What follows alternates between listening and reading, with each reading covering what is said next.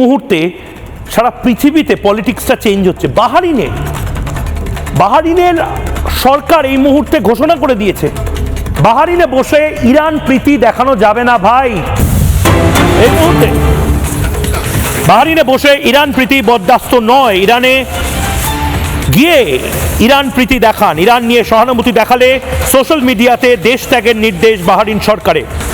যারা বাহারিনের চেয়ে ইরানের প্রতি বেশি অনুগত তাদের উচিত সেখানে গিয়ে বসবাস করা। বাহারিনের স্বরাষ্ট্রমন্ত্রী রশিদ বিন আবদুল্লাহ আল খলিফা এই মুহূর্তে বলেছেন বাহারিনে বসে ইরান প্রীতি বরদাস্ত নয়। কি বলেছেন বাহারিনের স্বরাষ্ট্রমন্ত্রী? শুনুন। اللي يشوف انه ولاء لايران اكثر من ارتباطه بالبحرين، انا اعتقد انه من الافضل له انه يتوكل على الله ويعيش هنا.